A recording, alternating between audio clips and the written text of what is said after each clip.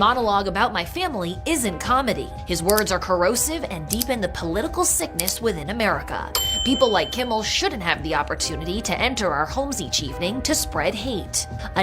When is ABC Fake News Network firing seriously unfunny Jimmy Kimmel, who incompetently presides over one of the lowest rated shows on television? People are angry. It better be soon. Okay. Oh, man, they're both going out. You got Melania and Trump going after you. Yeah. I will say it's kind of sweet the way you've unified them. You really brought them together. I tried. That's why I did it. Donald and Melania Trump reportedly launched an aggressive effort to pressure television networks into removing Jimmy Kimmel from the air. Instead of retreating or toning down his comedy, Kimmel teamed up with The Daily Show host Desi Lydic and transformed the entire dispute into a relentless wave of satire aimed directly at the Trumps. Rather than helping their cause, critics argued that every attempt to push back only gave Kimmel and Lydic even more material, with each joke hitting harder than the last. The exchange began when Kimmel dissected Melania Trump's sudden return to the public spotlight, questioning what he viewed as the carefully crafted image behind her renewed media appearances. Director of the film, Brett Ratner, has been out of the business for quite some time after being accused by multiple women of sexual misconduct. So Melania felt right at home on set. It was like family. Melania has consistently portrayed herself as someone committed to empowering women and encouraging their success. However, critics argued that this message clashes with the fact that she continues to align herself with influential men whose behavior appears inconsistent with those values, including her own husband. At the very same time, Donald Trump was facing intense criticism after opponents highlighted what they described as a deeply contradictory approach to immigration and border policy, claiming it undermined the message he had been presenting to the public. $5 million, this could be yours. A gold card. For $5 million, you buy a path to citizenship in this country.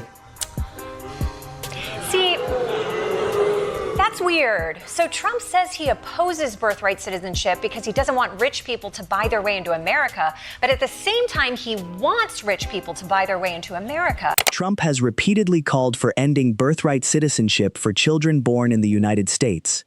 Yet critics argued that, despite that position, he appeared willing to support quicker access to the country for wealthy foreign investors, capable of contributing millions of dollars.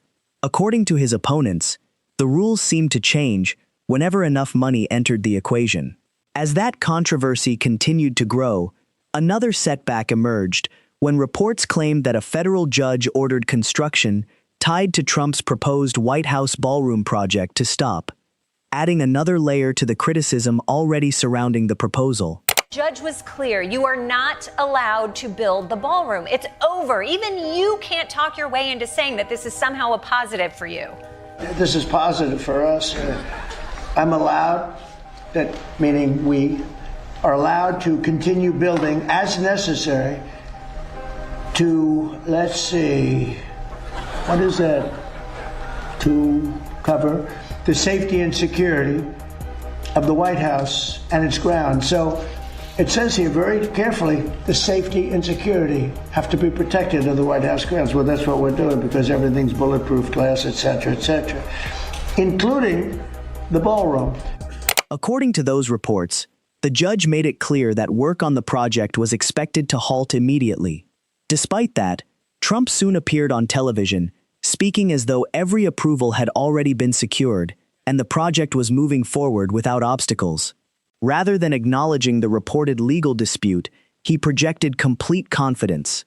Critics also argued that after private donors were no longer expected to shoulder the enormous costs, the financial responsibility would ultimately shift to taxpayers, transforming what they viewed as a luxury project into a publicly funded expense.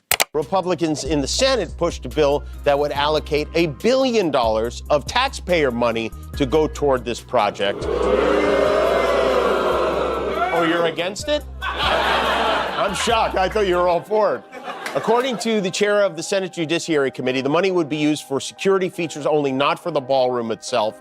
And the White House, of course, disagrees with that. After saying he and his teeth sucklers would pay for it personally, Team Trump now wants us to foot the bill, which is now 5 times what he said it would be.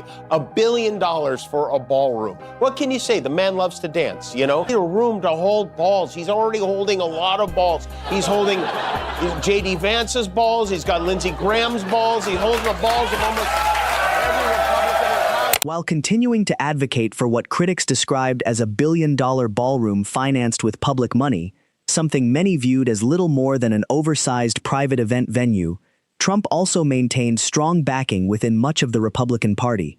Opponents claimed he repeatedly found opportunities to generate personal benefit from his time in office, even suggesting that plans surrounding his future presidential library were evolving into another revenue-generating venture.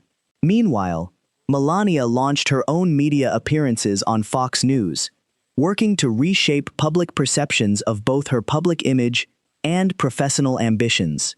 It's so funny watching these suck-ups like Maria Bartiromo How did you negotiate such a deal? act like this woman is some kind of business genius because of how much money she got for this. When I had an idea, I approached my agent and he went out and bid to many streamers, and Amazon was the best one to put the product, film, into the theaters. Melania appeared determined to introduce herself as a powerful, business-focused public figure with complete control over her personal brand and creative projects.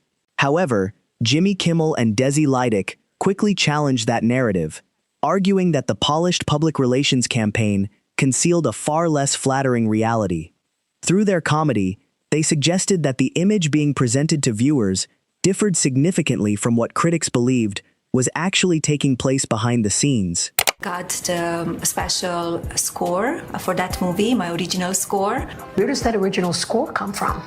I was told there'd be no gotcha questions. It's specially made for the movie. Oh, the original score is original? One of the evening's most memorable moments arrived when Melania proudly mentioned that an original musical score had been created for a film, presenting it as though it were an extraordinary accomplishment. Kimmel immediately seized on the comment, responding with sharp sarcasm that drew laughter from his audience.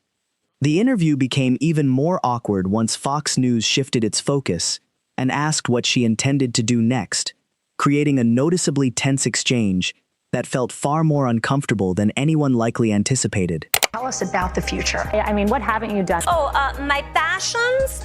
Decorating the East Wing. Also establishing the East Wing. Ooh. No one's told her? Oh, God. Fox News in particular, they've really been able to show us a side of this woman that we have not seen. Can I ask a question I've been dying to ask? I've always been curious. What is your favorite time of day? Can I've always wondered that too. What is your favorite time of day? That sounds like the conversation you have with a coworker's spouse when they show up to the holiday party before your coworker does. What's your favorite time? Her favorite time of day is any time Donald is taking a... When a presidential family begins generating headlines that resemble the ongoing drama of a reality television series, complete with constant controversy and unexpected twists, late-night comedians often become some of the most visible voices documenting those events through satire. Supporters of shows like Jimmy Kimmel's argue that this is precisely why the format continues to resonate with audiences who have grown weary of non-stop political messaging, media spin, and carefully staged public performances.